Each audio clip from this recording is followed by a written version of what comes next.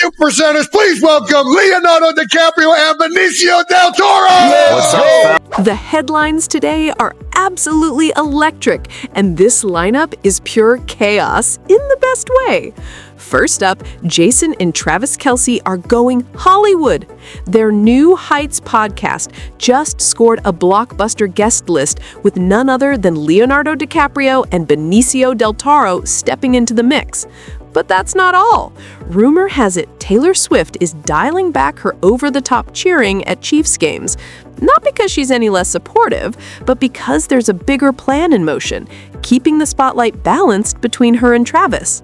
Meanwhile, Swifties set those alarms. Season 2 of the Swift Effect documentary officially has its premiere date, and it promises even more behind-the-scenes fire.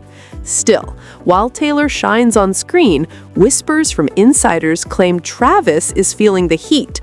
Wedding pressure is weighing heavy.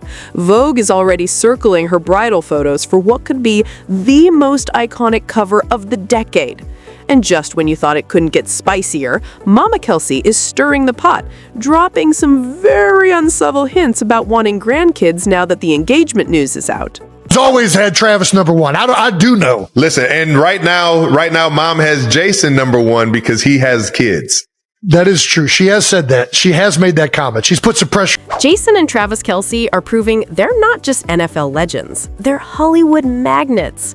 Their New Heights podcast just landed Leonardo DiCaprio and Benicio del Toro, and the vibe was less serious interview and more two fanboys trying not to pass out. Honestly, that's what makes the show magic. At one point, Leo casually dropped that it was his, quote, first podcast ever. For a split second, the Kelce brothers looked like kids who just found out Santa's real. Of course, his team later clarified he just meant first stop on the press tour, but hey, let the brothers dream. Naturally, Travis roasted their own show as the most unprofessional podcast ever, which might be exactly why celebrities line up to appear. Taylor Swift shattered their view records with 500 million eyeballs, and the guest list already reads like a mashup of ESPN and Hollywood Boulevard. Shaq, Schwarzenegger, Will Ferrell, and now DiCaprio himself. But the real show stealer? Jason. He kicked things off with an intro so over-the-top dramatic, it could have doubled as a WWE ring announcement. 4 Golden Globes, 2 Oscars, $14 billion at the box office. Cue Leo calling it epic, and Del Toro hyping it as Hall of Fame material. If Jason ever retires from breaking down O-lines, Vince McMahon better start watching his back. Baby, our guests today, between them, have 4 Golden Globe Awards, 2 Academy Awards. Their films have grossed almost $14 billion at the box office. You know them from their iconic roles in Sicario, Traffic, The Usual Suspects, 21 Grams, Guardians of the Galaxy, as well as Titanic, The Departed, Inception, The Revenant, Wolf of Wall Street, in Hollywood, and now as the stars of the new movie, One Battle After Another. Now, 2 presenters, please welcome Leonardo DiCaprio and Benicio del Toro! What's up, fam? The teaser clips don't spill much, but they do show a classic Leo DiCaprio move, wearing his headphones half on, half off so he could catch every word from Benicio del Toro. Very casual. Very Oscar winner who can multitask without trying. Travis Kelce loved it, hyping them up as if they were already seasoned pros at the podcasting grind. And let's be real, Travis and Leo aren't strangers. Word is the two actually partied together in summer 2024 at a high-end LA hotspot with Tristan Thompson tagging along. They reportedly dipped out around 1:30 a.m., aka boys' night out, but with wristbands 100x cooler than anything will ever get past the bouncer. But speaking of nightlife and spotlights, Taylor Swift is making headlines for dimming hers, at least when it comes to NFL sidelines. The queen of box seats and viral reaction cams is switching up the playbook this season.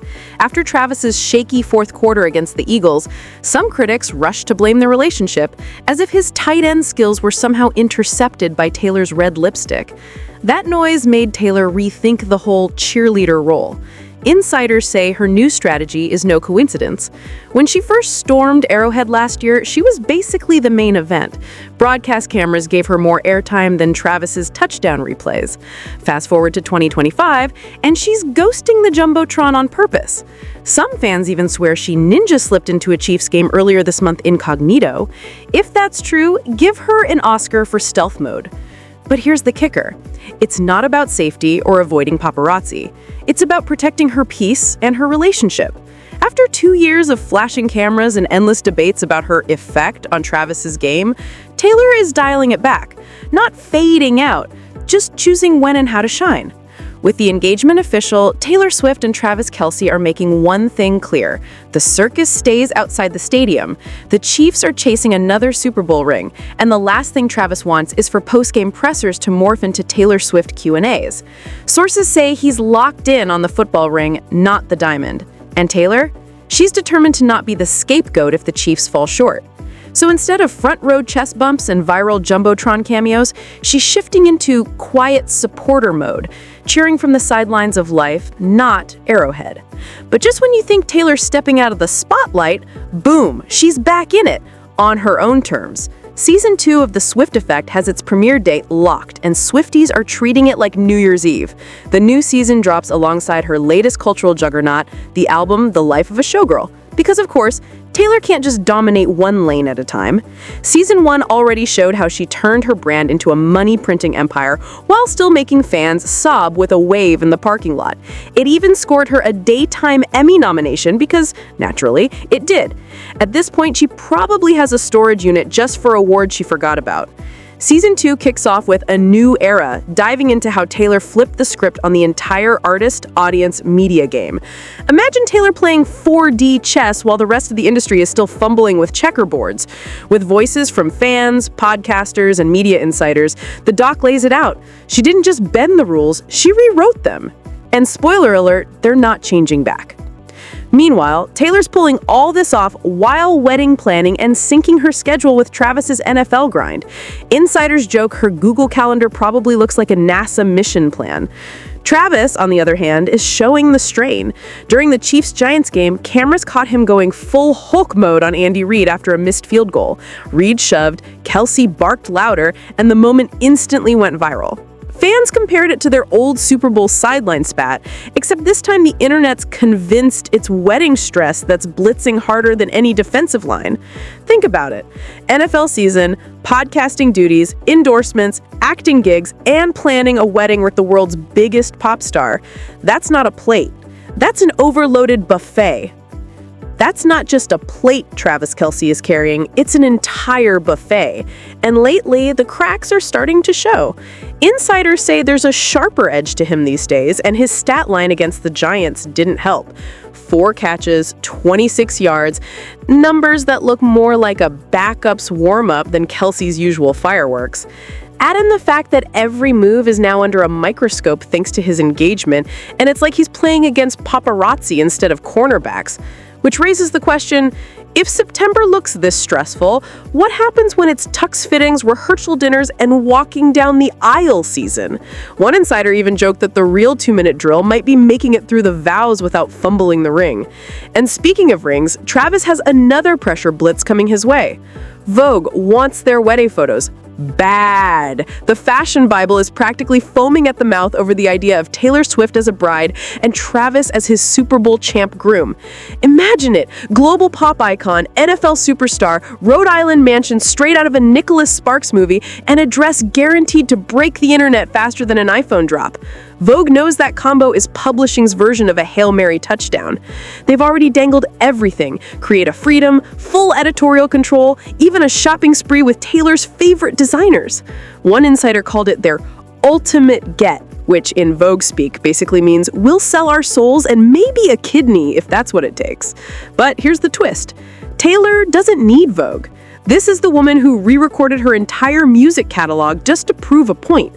If she decides to drop her wedding pics via Instagram carousel or, brace yourself, turn them into a streaming special with complete cinematic drone shots and bonus commentary, Swifties would devour it faster than Ticketmaster crashing on tour day. She's always owned her narrative, and whether she hands Vogue their dream cover or flips the script, either way, Taylor wins. And while Vogue is campaigning for glossy wedding spreads, Mama Kelce has her eye on baby pics. Yep, Donna Kelce has already started dropping her classic, "So when am I getting more grandkids?" hints. And subtlety is not her strong suit. On a recent podcast, Jason spilled that Travis was always their mom's favorite until Jason started producing grandkids like a pro. With Wyatt, Elliot, Bennett, and now baby Finn, Jason's scoreboard reads 4. While Travis is still sitting at 0. Naturally, Travis pushed back, saying it's all about numbers. Jason's already running up the score, while he hasn't even put points on the board. And Donna? She's apparently keeping track like it's a Super Bowl. He's always had Travis number 1. I do know. Listen, and right now, mom has Jason number 1 because he has kids.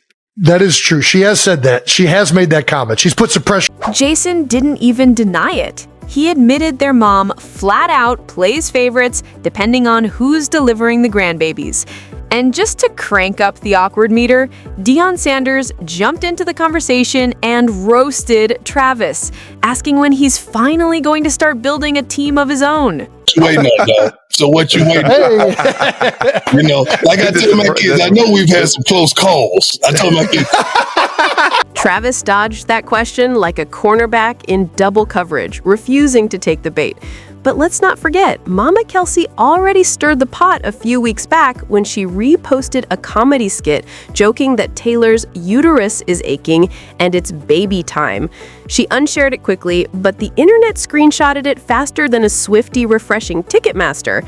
Fans called it peak mother-in-law energy because, apparently, even the world's biggest pop star isn't safe from the classic, "So, when are the kids coming?" interrogation. And that's a wrap for today's video, folks. Thanks for watching, and we'll see you next time with more buzz.